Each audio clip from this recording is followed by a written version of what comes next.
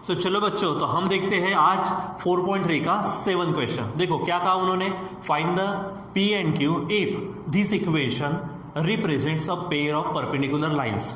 देखो जो इक्वेशन हमको दिया गया है वो पेयर ऑफ लाइंस भी पर शो करता है, रिप्रेजेंट करता है, और ऊपर से वो जो लाइंस है वो दोनों की दोनों लाइंस परपेंडिकुलर लाइंस है। मतलब यहाँ पे हम दो तरह की कंडीशन लगा सकते हैं, एक तो पेयर ऑफ लाइंस वाली कंडीशन, दूसरी परपेंडिकुलर वाली condition.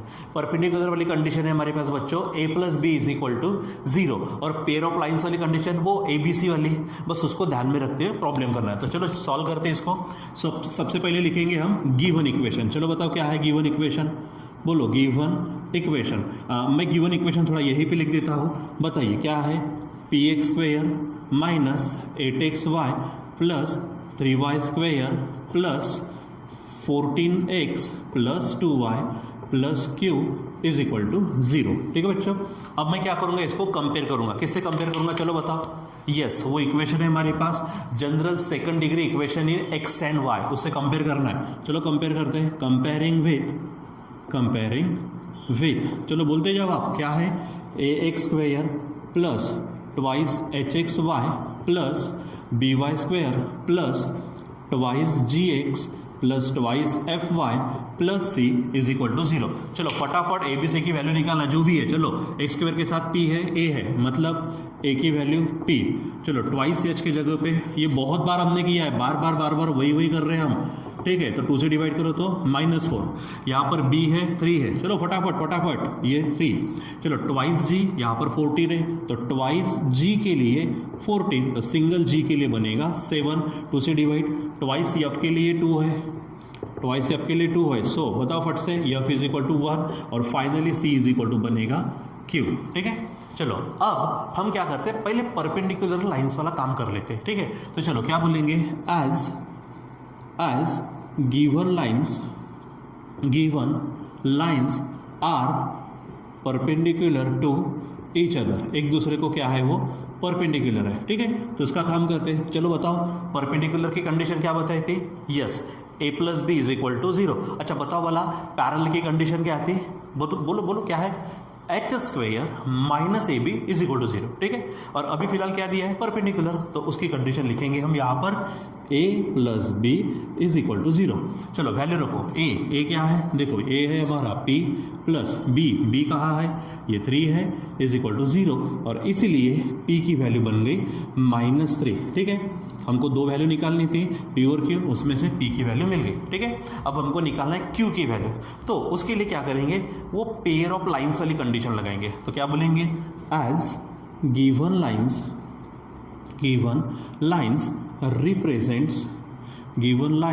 Represents a pair of lines. ठीक है, और वो भी थोड़ा स्पेशल है, पेयर ऑफ परपेंडिकुलर लाइंस। ठीक है, तो परपेंडिकुलर की कंडीशन हो गई। अब सिंपल पेयर ऑफ लाइंस की कंडीशन लगाते हैं। चलो बताओ क्या हो जाएगा यहाँ पर, yes ABC plus twice FGH minus, बोलो AF square minus BG square minus CH square is equal to 0। अब सिंपली वैल्यू रख दो भाई अपने अपने जगह पे। चलो देखो a की वैल्यू है p इंटू b की वैल्यू है 3, बराबर रखो इंटू c की वैल्यू है हमारे पास yes q plus twice f कहाँ है, ये 1 है, इंटू g है हमारे पास कितना 7, इंटू h है, h हमारे पास है -4। चलो रुको फटाफट। ठीक है, अब ये a की फिर से वैल्यू क्या है, p इंटू यफ की वैल्यू 1, लेकिन उसका स्क्वायर माइनस, ये b है, b की वैल्यू है 3, इंटू g है हमारे पास 7, उसका स्क्वायर माइनस c देखो ये q है c का। ठीक है, इंटू h है हमारे पास -4, उसका स्क्वायर इज इक्वल टू 0। ठीक है बच्चों, अब इसको बराबर अपने अपने जगह पे सॉल्व करना है। अच्छा एक और बात है, यहाँ पर p की वैल्यू रख देते हैं -3, सो ये p है -3 इंटू 3 इंटू क्यू बन जाएगा 3q। अब ये पूरा का पूरा यहाँ से यहाँ तक है, देखो प्लस माइनस 2 1 जा 2, 2 7 जा 14, 4 जा ये बनेगा 56। ठीक है, माइनस ये देखो ये p है, p की फिर से वैल्यू क्या रखेंगे हम -3, और 1 का स्क्वायर तो 1h। ठीक है, माइनस ये हमारे पास 3 और 7 का स्क्वायर बनेगा 49, देखो यहाँ पर ये माइनस है, ये 4 का स्क्वायर 16 क्यू क्या बनेगा यहाँ पर हमारे पास 16 क्यू इज इक्वल टू 0। ठीक है, अब सॉल्व करना चालू कर दो। तो यहाँ पे मल्टीप्लाई करो तो माइनस 3 3 ज़ा 9 क्यू, देखो 9 और क्यू में थोड़ा सा फर्क रखना, ये 56 है, यहाँ पर देखो प्लस हो जाएगा, दिस विल बी 3। अब यहाँ मल्टीप्लाई करो तो माइनस, ठीक है, 3 9 ज़ा 27 बचे 2, 3 4 ज़ा 12, 12 और 2 बन जाएंगे 14। ठीक है, minus 16 Q is equal to 0। अब देखो यहाँ पर 9 क्यू है, यहाँ पर 16 क्यू है, दोनों के साइन सेम है तो एडिशन हो जाएंगी, लेकिन साइन रहेगा माइनस, जो साइन रहता वही, तो 9 और 16 बनेंगे 25 साथ में क्यू। ठीक है, अब यहाँ पे देखो, यहाँ पे सब्ट्रैक्शन हो जाएंगे तो माइनस 56 में से 3 चले जाएंगे तो बचेगा यहाँ पर 53। ठीक है, minus this will be 147 is equal to 0 हो जाएगा। चलो अब काम करते हैं, -25 क्यू। अब देखो इनका कुछ नहीं होता, नहीं तो फिर इनका काम कर लेंगे, ऐसा नहीं करने का काम, देखो ध्यान में रखना है, -53 -147 दोनों का साइन सेम है बच्चों। यहाँ पर साइन सेम होता तो क्या करते हैं हम, एडिशन, तो एडिशन करेंगे, लेकिन आंसर को वही साइन, यानी माइनस रहेगा, एडिशन करो, 3 और 7 बनेगा 10, कैरी 1, 1 और 4 5, 5 5 फिर से 10, कैरी 1, 1 और 1 बनेगा यहाँ पर 2 इज इक्वल टू 0। ठीक है, चलो अब काम करते हैं, ये -25 क्यू है, 200 उधर भेज दो तो पॉजिटिव होंगे। अच्छा अब हमको तो क्यू चाहिए, तो दिस इज 200 एंड ये -25 है, उधर प्लस नहीं होते, नीचे जाएंगे, मल्टीप्लिकेशन का है तो डिवीजन में यहाँ पे बन जाएगा -25। और फाइनली बच्चों क्यू की वैल्यू देखो, ये माइनस तो रहने वाला है, 25 8 ज़ा क्या बन जाएगा हमारा क्यू -8। ठीक है बच्चों, तो यहाँ पर P मिल गया, यहाँ पर Q मिल गया। बस बिल्कुल ऐसा ही क्वेश्चन करना है ये वाला, बस थोड़ी सी कंडीशन है, यहाँ पर परपेंडिकुलर है, यहाँ पर पैरेलल है। ठीक है, यहाँ पर परपेंडिकुलर दिया है, वहाँ पर यहाँ पे पैरेलल है, कर पाएंगे, करना कुछ नहीं है, सिंपल, ये सब एज इट इज़ करना, पूरा का पूरा एज इट इज़। ठीक है, बस यहाँ पर परपेंडिकुलर वाले की कंडीशन है a + b is equal to 0, वहाँ पे पैरेलल की कंडीशन होगी कौन सी, h² - ab is equal to 0, h² - ab। यहाँ पर आप रखने के बाद में या तो आपको पहले p मिल सकता है, q मिल सकता है, मैं नहीं बताऊँगा, वो आपको करके देखना है आज, और फिर उसके बाद में पेयर ऑफ लाइन्स वाला ये कंडीशन निकालेंगे तो दूसरा वेरिएबल मिल जाएगा। ठीक है बच्चों, सो इस प्रकार से आपको करना है। तो मैं आपको इतना ही कहूँगा कि एक प्रश्न मैंने पढ़ाया, एग्जैक्टली सेम क्वेश्चन है, ये आपको करना है। फिर से एक बार कह रहा हूँ, यहाँ पर परपेंडिकुलर की कंडीशन इससे ये मिला, यहाँ पर पैरेलल की कंडीशन से कुछ मिलेगा, और बाकी दूसरा, जैसे अगर P मिलता पहले तो बाद में Q मिलेगा, पहले Q मिलेगा तो बाद में P मिलेगा, कोई फर्क नहीं पड़ता, बस आपको ये करना है। ठीक है बच्चों, सो आज के लिए इतना ही कहेंगे, बाकी का हम देखेंगे बाद में। ठीक है बच्चों, तो अभी देखेंगे हम क्वेश्चन नंबर 9। देखो क्या कहा उन्होंने, equations of pair of opposite sides of a parallelogram are this equation and this equation, find the joint equation of its diagonals. हमको बच्चों एक फिगर दी है जिसका नाम क्या है, पैरेललोग्राम, और उसके अपोजिट साइड्स कि जो पेयर होती है वो शो करने के लिए 2 इक्वेशन दिए। जैसे एग्जांपल, अगर मान लीजिए कि मैं क्या करता हूँ, क्वाड्रिलेटरल हम लेते हैं ABCD, सो पहले अपोजिट साइड के पेयर कौन से होंगे हमारे, ये AB और CD। ठीक है, सो इस पेयर को रिप्रेजेंट करता है, मान लीजिए दिस इक्वेशन। ठीक है, और दूसरी पेयर है BC और AD, इनको रिप्रेजेंट करने के लिए मान लीजिए ये इक्वेशन है। अब हम क्या करेंगे कि इन इक्वेशंस से सेपरेट इक्वेशंस निकालेंगे, वो हम पढ़ चुके हैं। सो हमें इस लाइन का फिर BC और AD, इन लाइंस का मतलब साइड्स का क्या मिल जाएगा, इक्वेशन मिलेगा। उसके बाद में वो लाइंस को हम क्या करेंगे, ग्राफिकली रिप्रेजेंट करेंगे, क्योंकि अगर ऐसा होता है तो हमें ABCD ये जो वर्टाइसेस है ABCD, इनके कोऑर्डिनेट्स मिल जाएंगे। फिर उसके बाद क्या कहा उन्होंने, find the joint equation of diagonals. तो मान लीजिए पहला डायगोनल है हमारे पास AC, क्योंकि हमें A और C इनके कोऑर्डिनेट्स मालूम होंगे तो हमारे पास equation of line passing through 2 points भी है, y - y1 upon y1 - y2 is equal to x - x1 upon x1 - x2। इसका इस्तेमाल करके मैं AC का इक्वेशन निकालूंगा, जिसे मैं नाम दे दूंगा u = 0, जो भी होगा। उसके बाद उसी प्रकार मैं BD का भी क्या करेंगे, हम इक्वेशन निकालेंगे, उसको नाम दे देंगे v इज इक्वल टू 0। और उसके बाद में we have to find the joint equation of diagonals. तो हमें ये जो दो इक्वेशन मिलेंगे जो कि हमारे AC और BD के रहेंगे, इनसे हम u into we is equal to 0 इसका इस्तेमाल करके क्या करेंगे, जॉइंट इक्वेशन निकालेंगे। ठीक है बच्चों, तो चलो काम पे लग जाते हैं। तो पहले तो मैं कंसीडर करूंगा क्वाड्रिलेटरल ABCD। ठीक है, क्या कहेंगे हम, consider quadrilateral ABCD is a parallelogram. आप इसको शॉर्ट में ऐसा लिख सकते हैं। फिर उसके बाद में पहली पेयर कौन सी है, AB के साथ में CD, या फिर आप DC भी बोल सकते हो। ठीक है, तो क्या बोलेंगे हम, सपोज साइड्स, ठीक है, साइड्स AB एंड दूसरी है CD। देखो ऑपोजिट में AB और CD, ठीक है, आर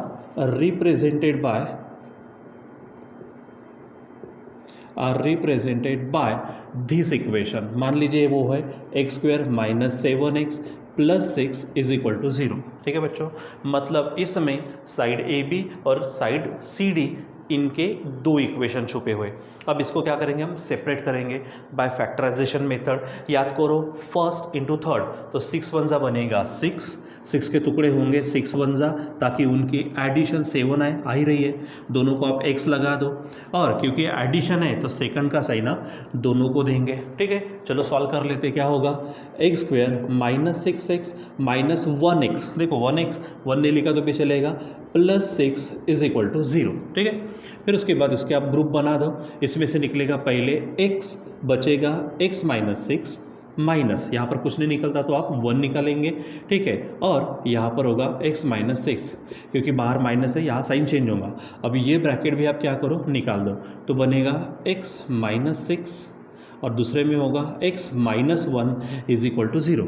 इसीलिए इनके सेपरेट जो इक्वेशंस है, ठीक है, वो हम यहाँ पे लिख देंगे। सो क्या बोलेंगे हम,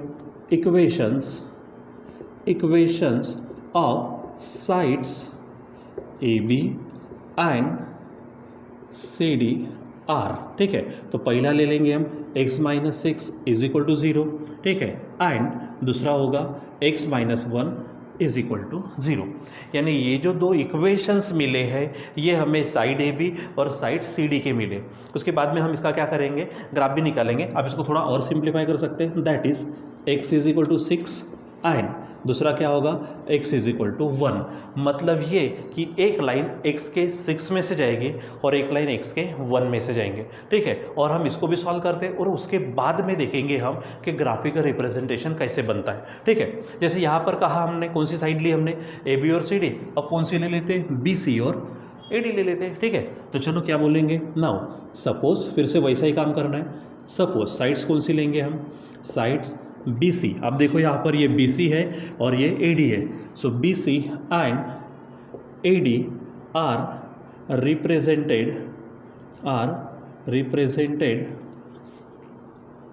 रिप्रेजेंटेड बाय, इक्वेशन कौन सा है हमारा, ये क्या है वो, y² - 14y + 40 is equal to 0। ठीक है बच्चों, अब इसको भी हमको क्या करना है, ऐसा ही सॉल्व करना है। अब देखो यहाँ पर 1 है, 1 × 40 बनेगा 40 के ऐसे टुकड़े करना है कि एडिशन 14 है। डायरेक्ट बताओ, बिल्कुल, क्या है, 10 4 जा, और 10 और 4 बन जाते हैं 14। फिर से एडिशन है तो सेकंड का साइन दोनों को, और साथ में y लगा दो। चलो सॉल्व करो, इसको सॉल्व करो पट से। y² - 10y - 4y + 40 is equal to 0। तो ये पहली पेयर, ये दूसरी पेयर। अब इसको सॉल्व करो तो y - 10, ये हमारा बहुत बार हो चुका है। यहाँ से 4 निकालेंगे, यहाँ पर बनेगा हमारे पास y - 10 फिर से इज इक्वल टू 0। अब देखो ये और ये, इसको भी आप बाहर निकाल दीजिए, तो ये बनेगा हमारा y - 10 और इधर में आएगा हमारे पास y - 4 इज इक्वल टू 0। अब यहाँ से सेपरेट इक्वेशंस बनते हैं, तो वो सेपरेट इक्वेशन किसके होंगे, BC और AD का। तो क्या बोलेंगे हम, सो क्या यहाँ पर नाम दे दीजिए, क्या बोलेंगे, सो इक्वेशंस ऑफ साइड्स कौन सी है हमारी, BC एंड दूसरा है हमारे पास AD R। सो पहला क्या हो जाएगा, y - 10 is equal to 0 and दूसरा होगा y - 4 इज इक्वल टू 0। अब थोड़ा इसको शॉर्ट कर दीजिए। So y is equal to 10 and यहाँ पर होगा y इज इक्वल टू 4। ठीक है बच्चों, अब बच्चों हमको करना क्या है, तो हम अभी ये जो इक्वेशंस मिले हैं, अब ये इक्वेशंस हम क्या करते हैं, ग्राफिकली रिप्रेजेंट करते हैं। ठीक है बच्चों, ग्राफिकली रिप्रेजेंट करने के बाद में हमें कुछ ना कुछ नया मिलेगा। उस फिगर से हम क्या करेंगे, पैरेललोग्राम के वर्टाइसेस निकालेंगे, फिर डायगोनल और फिर उसका जॉइंट इक्वेशन। ठीक है बच्चों, तो चलो देखते हैं अब इसका ग्राफिकल रिप्रेजेंटेशन। ठीक है बच्चों, तो हमने इस प्रकार से यहाँ पर ये जो लाइन्स है, जैसे हमारे पास लाइन ए बी का equation x is equal to 6, मतलब x के 6 में से जाएगी। देखो ये लाइन ए बी हमने बताई x के 6 में से, ठीक है। फिर सी डी लाइन है x के 1 में से, ये जो सी डी लाइन है x के 1 में से जा रही है, ठीक है। उसके बाद में थोड़ा सा हमने यहाँ पे नाम आगे पीछे किए, कोई फर्क नहीं पड़ता, ठीक है। सो साइड ए डी है, साइड ए डी का equation y is equal to 10, तो देखो ये जो y एक्सिस है y के 10 में से जा रहा है, ठीक है। आप ये यहाँ पे y एक्सिस इसको बता दीजिए आप, ठीक है। फिर उसके बाद में दूसरा है बी सी क्या है, y इज इक्वल टू 4, तो आप देखो y के 4 में से जा रहे हैं। तो इस प्रकार से आपको यहाँ पर a b c d ये 4 वर्टाइसेस मिलते parallelogram A B C D के, ठीक है। अब डायरेक्ट हम ग्राफ से क्या करेंगे, इनके कोऑर्डिनेट्स देखते। सो अब देखो ए के कोऑर्डिनेट्स क्या होंगे, यहाँ पर 6 और इधर में आएगा 10, यानी 6, 10। आप अगर बी के देखते हो तो 6, क्या होगा यहाँ पर 4, ये हमारा 9, 10 का पार्ट है, ठीक है। चलो यहाँ पर सी के देखते हैं तो सी में होगा 1, 4, और यहाँ पर डी देखते तो डी के होंगे 1, 10। तो इस प्रकार से हमको ए बी सी डी के कोऑर्डिनेट्स मिल जाते हैं, ठीक है। यानी यहाँ पर लिखेंगे भी हम, क्या बोलेंगे यहाँ पर, फ्रॉम द ग्राफ, ठीक है। क्या कहेंगे हम, from the graph the vertices, from the graph the vertices of points, कौन से points A B C D are. तो ए के क्या है हमारे पास 6, 10, बी के है 6, 4, उसके बाद सी के है हमारे पास 1, 4, और लास्ट में डी के है 1, 10 रिस्पेक्टिवली। ठीक है बच्चों, तो इस प्रकार से अब जैसे कि मैंने कहा find the joint equation of diagonals निकालना है, मतलब मुझे डायगोनल के लिए काम करना है। सो हमारा पहला डायगोनल हो जाएगा AC। पहला डायगोनल कौन सा हो जाएगा हमारा, AC। सो यहाँ पर मैं हेडिंग डाल देता हूँ फॉर डायगोनल AC। सो चलो बताओ A के कोऑर्डिनेट्स क्या लिए हैं हमने, A के कोऑर्डिनेट्स है हमारे पास 6, 10। यहाँ पर मैं इसको नाम दे देता हूँ x1 y1, ठीक है। और दूसरा कौन सा पॉइंट है C, तो C के कोऑर्डिनेट्स है हमारे पास। अब देखो C तीसरे नंबर पर है, तो तीसरे नंबर के पॉइंट्स यानी यहाँ से देखो क्या है 1, 4, मैं इसको नाम दे देता हूँ x2 y2, ठीक है। और अब हम इसका इक्वेशन निकालेंगे, यानी क्या बोलेंगे हम, इक्वेशन ऑफ डायगोनल AC, ठीक है। तो फार्मूला क्या है, y minus y1 upon y1 minus y2 is equal to x minus x1 upon x1 minus x2, ठीक है। चलो वैल्यू रखो, ये है y1 क्या है हमारे पास 10, y1 फिर से 10 माइनस y2 है हमारे पास 4 इज इक्वल टू फिर से x माइनस यहाँ पर है x1 क्या है हमारे पास 6 अपॉन यहाँ पर देखो फिर से क्या है x1, तो x1 क्या है 6 माइनस हमारे पास क्या है x2, तो x2 बनेगा 1, ठीक है। अब इसको सॉल्व करते हैं, तो यहाँ पर मिलेगा y माइनस 10, नीचे होगा 6, 10 में से 4 गए तो 6, यहाँ पर x माइनस 6 और नीचे होगा 5। अब यहाँ पे आप क्रॉस मल्टीप्लिकेशन कर दीजिए, ठीक है। तो क्या हो जाएगा यहाँ पर, चलो सॉल्व करो, तो 6 इंटू एक्स क्या होगा 6 माइनस 6 बनेगा 36, ठीक है, is equal to 5 into y क्या होगा यहाँ पर 5y माइनस 5 इंटू 10 बन जाएगा हमारा 50, ठीक है बच्चों।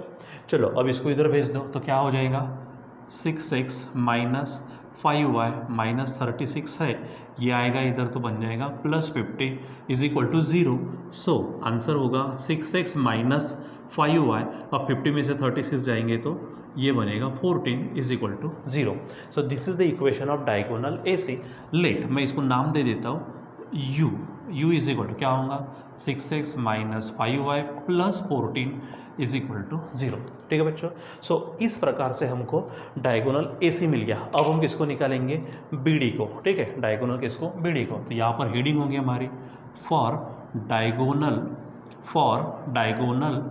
BD। ठीक है, तो डायगोनल BD के लिए चलो बताओ B के कोऑर्डिनेट्स। तो B के कोऑर्डिनेट्स क्या है, देखो यहाँ पे है 6,4, B के कोऑर्डिनेट्स है हमारे पास 6,4 और इसको नाम दे देंगे हम फिर से x1 y1। ठीक है, उसके बाद में D है तो D के कोऑर्डिनेट्स देखो यहाँ पर क्या है 1,10 है, इसको नाम दे देते हैं x2 y2 और फिर से इसी के जैसा हम डायगोनल BD निकालेंगे। यानी क्या हो जाएगा equation of diagonal BD। So फिर से क्या है हमारे पास y minus y1 upon y1 minus y2 is equal to x minus x1 upon x1 minus x2। ठीक है, इसी को मैं थोड़ा सा आगे सॉल्व करता, थोड़ी जगह कम है यहाँ पर। ये है y, ठीक है, y1 देखो y1 है 4, नीचे में फिर से 4 माइनस y2 है हमारे पास कितना 10। ठीक है, इज इक्वल टू यहाँ पर देखो ये x है, ठीक है, फिर x1 तो x1 है 6 अपॉन 6 माइनस x2 है 1। ठीक है, अब इसको सॉल्व कर दीजिए तो क्या हो जाएगा यहाँ पर y माइनस 4 अपॉन 4 में से 10 गए तो माइनस 6 इज इक्वल टू यहाँ पर होगा x माइनस 6 अपॉन यहाँ पर 5। आप इसको और आगे सॉल्व करो, 5 से मल्टीप्लाई कर देते तो ये होगा 5y माइनस 5 4 ज़ा 20 इज इक्वल टू माइनस 6 से करो तो माइनस 6x प्लस 6 ज़ा बनेगा 36। अब इसको इधर भेज दो सो आंसर होगा ये 6x, ठीक है, ये 5y ऑलरेडी उधर है माइनस 20 है और ये इधर आएगा तो माइनस 36 इज इक्वल टू 0। ठीक है, चलो अब देखो यहाँ पे क्या हो जाएगा 6x प्लस 5y माइनस, इसको सॉल्व करो तो ये बन जाएगा हमारा 56 इज इक्वल टू 0। और अब बच्चों हमारे पास इसको नाम दे देते let v is equal to 6x plus 5y minus 56 is equal to 0। ठीक है, और अब हम क्या करेंगे डायगोनल BD और डायगोनल AC के जो इक्वेशंस मिले हैं u और v, इनका हमको निकालना है जॉइंट इक्वेशन। तो जॉइंट इक्वेशन निकालेंगे, सो हेडिंग देंगे joint equation of diagonals AC and BD। ठीक है, तो फार्मूला होगा u into we is equal to 0। चलो u की वैल्यू है ये, बोलो क्या है 6x minus 5y plus 14 into v की वैल्यू है हमारे पास ये देखो 6x plus 5y minus 56 is equal to 0। और बच्चों अब इसको हमको सॉल्व करना है। चलो सॉल्व करते हैं, पहले 6 से करो, इससे 6x इंटू 6x ये बन जाएगा 36x² माइनस 6 5 ज़ा 30, यहाँ पर प्लस होगा और साथ में आएगा xy। ठीक है, और इसी 6x से इसको मल्टीप्लाई करो तो 6 6 ज़ा बनेगा, माइनस में 6 6 ज़ा 36 कैरी 3, 6 5 ज़ा 30 और 3 बनेगा 33 और साथ में x। ठीक है, अब हम क्या करेंगे माइनस 5y से। सो देखो माइनस है 5 6 ज़ा 30, साथ में y और x यानी xy, फिर इसको करो तो माइनस 5 5 ज़ा 25, ठीक है, साथ में y²। आगे में देखो 5 से मल्टीप्लाई, देखो माइनस माइनस बनेगा प्लस 5 6 ज़ा 30 बचे 3 और 5 5 ज़ा 25 और 3 बनेगा 28 और साथ में रहेगा y। ठीक है, चलो अब हमको मल्टीप्लाई करना है 14 से, तो 14 6 ज़ा, ठीक है, प्लस यहाँ पर आप 6 से मल्टीप्लाई करो 14 से करो, ठीक है, तो क्या होगा 6 4 ज़ा 24 कैरी 2, 6 1 ज़ा 6 और 2 बनेगा 8, साथ में आएगा x। आगे और भी बाकी है प्लस क्या है देखो 5 14 ज़ा बनेगा 70y माइनस 14 से बोलो 14 6 ज़ा 84 बचे हमारे पास 8, 14 5 ज़ा 70 और 8 बन जाएगा 78 इज इक्वल टू 0। ठीक है बच्चों, अब इसको क्या करना है आपको अच्छे से सॉल्व करना है। तो चलो पहले x² वाला, सो ये x² वाला है 36x², ठीक है, फिर xy वाला, तो यहाँ पर xy है, यहाँ पर भी xy, 30x/30x कैंसिल हो जाएंगे, ठीक है। फिर आती है बारी वाई स्क्वायर की, तो यहाँ पर वाई स्क्वायर है हमारे पास -25y², ठीक है। फिर लेंगे हम x वाला, तो x वाला है ये देखो -336x, और यहाँ पर है ये, तो दोनों के साइन है अलग, तो हम सब्ट्रैक्शन करेंगे। तो देखो, और बड़े नंबर का साइन है -6 में से 4 जाएगा तो 2, और 33 में से 8 जाएंगे तो 25, साथ में x।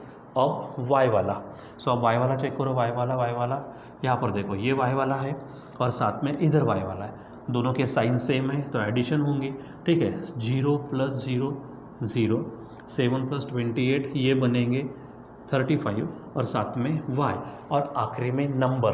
तो अब नंबर चेक करो, ये हो गया, यहाँ पर भी हो गया, और लास्ट में बचा है -784 = 0। एंड मेरे बच्चों, ये है हमारा रिक्वायर्ड इक्वेशन, ठीक है। सो लिखेंगे दिस इज़ रिक्वायर्ड इक्वेशन, ठीक है बच्चों। तो इस प्रकार से हमको ये सॉल्व करना होता है, ठीक है। बाकी का हम बाद में कंटिन्यू करते हैं, ठीक है।